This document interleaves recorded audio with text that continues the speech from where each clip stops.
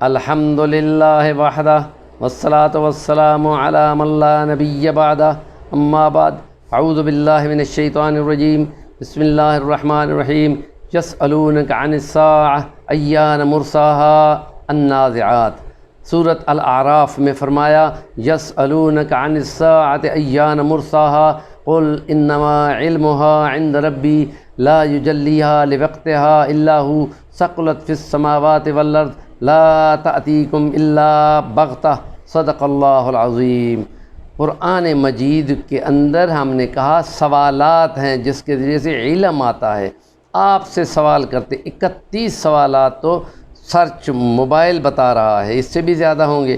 تو آپ سے سوال کرتے ہیں قیامت کب آئے گی، آپ سے سوال کرتے ہیں شراب اور خمر کیا ہوتا ہے، آپ سے پوچھتے ہیں کہ حیض کیا ہوتا ہے، آپ سے پوچھتے ہیں یہ کہ قیامت کب آئے گی، آپ سے پوچھتے ہیں شراب کے بارے میں۔ یہ مختلف سوال ہے۔ آج ہم نے کہا کہ قیامت کے بارے میں کہ ایک بڑا عنوان ہے اور ایمان کے حصوں میں سے ایک بڑا حصہ قرآن مجید کا تیسرا حصہ، اسی کے بارے میں جو زیادہ تر بیان کیا گیا ہے مکہ کے اندر اترنے والی صورتوں کے اندر جو 86 ہیں اس میں زیادہ عنوان قیامت ہے۔ اللہ کو مانو، اللہ کی قوت اور قدرت کو مانو اور قیامت کو مانو جس دن تم نے خدا کے سامنے پیش ہونا ہے۔ یہ زندگی امتحان ہے، اس کا نتیجہ قیامت کو نکلے گا۔ قیامت بڑی کھڑی ہونے والی، اور جب اس کو کہتا ہے قیامت میں کیا کھڑا ہونا ہے، قیامت میزان بن کے کھڑی ہوگی۔ کہا کہ قیامت شہادتوں کے ساتھ کھڑی ہوگی، اور مقدمے میں شہادت اہم ہوتی ہے۔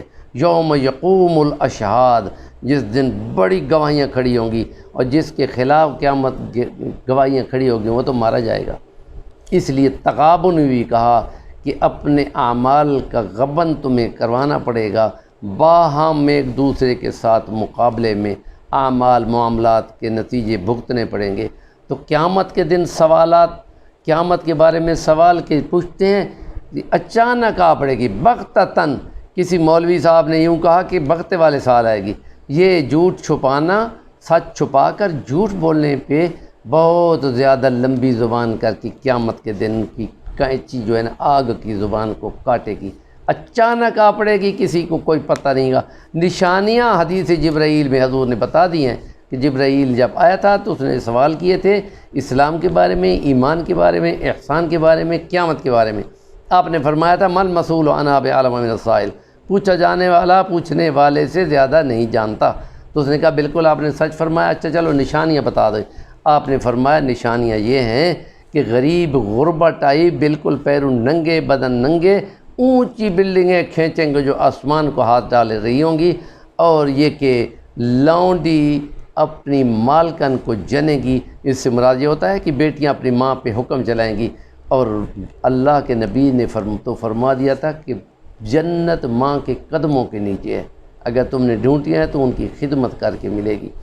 اور یہ عقیدہ، اس کے بارے میں سوال اور بھی بہت ساری باتیں ہیں، ان کے بارے میں جو عقیدہ ہم رکھتے ہیں تو اس عقیدے کی تیاری ایمان ہے۔ جو تیاری کرتا ہے اس کا چہرہ روشن روشن ہوگا۔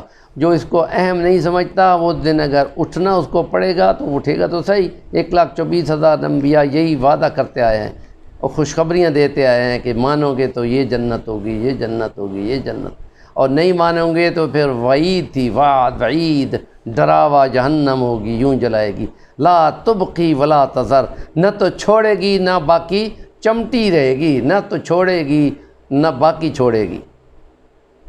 تو ایسی کہ وہ بندہ بار بار بنتا رہے گا باڈی اور آگ جلاتی رہے گی۔ لَيَذُوقُ الْعَذَابَ، تاکہ تم کو عذاب ہم چکھائیں۔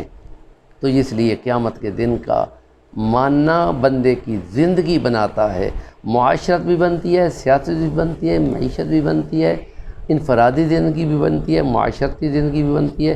اس کی تیاری کرنا یہ خالی عقیدہ ماننا نہیں ہے، اس کی تیاری ہونی چاہیے۔ اس میں اس کو قرآن مجید کی بار بار تلاوت، قبروں کی زیارت، جنازوں میں شرکت، تاریخ اسلام کے واقعات، کاملوں کی زندگی کو پڑھنا، یہ سب تیاری کے مراحل ہیں۔